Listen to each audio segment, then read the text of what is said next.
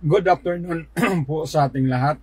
Tayo po ay nagbabalik sa ating pag-aaral ng salita ng Diyos ngayon kasi sa dami ng nangyayari sa gitnang silangan at yun nga, nakikialam na nga yung Amerika regarding dito sa conflict ng Israel and Iran at nagbitaw na nga po ng bomb para i-destroy yung mga hinihinalang mga nuclear weapon.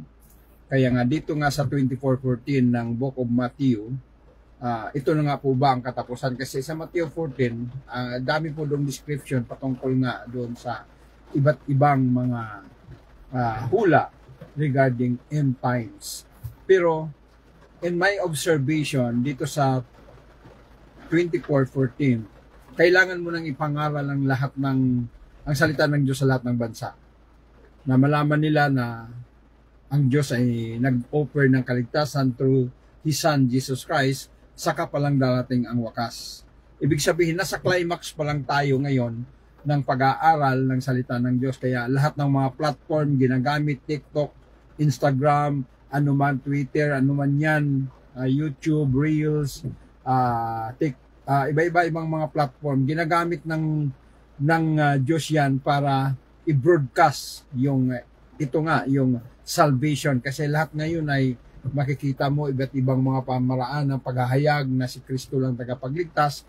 Kaya nga malayo pa po doon sa sinasabi na malapit nang dumating na Jesus. At yung pinaka tandaan po natin, pag malapit na po talagang dumating si Jesus Christ, kung naitayo na po yung templo, kasi yung templo na yan, papasok po dyan yung Antikristo at uupo po na magde-declare siya after ng 3.5 years of peace negotiation na siya ay ang Kristo.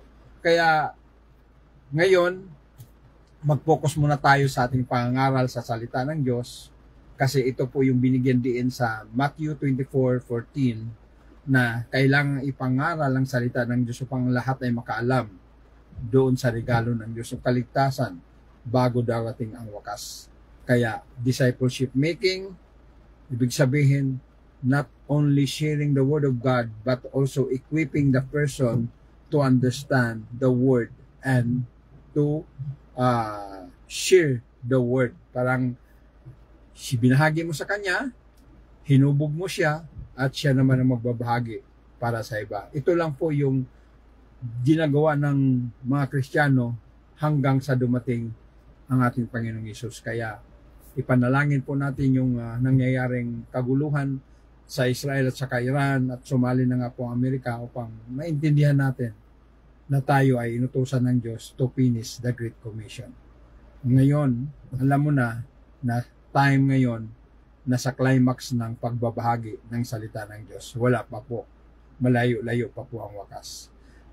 Kaya, panalangin at ibahagi ang salita ng Diyos.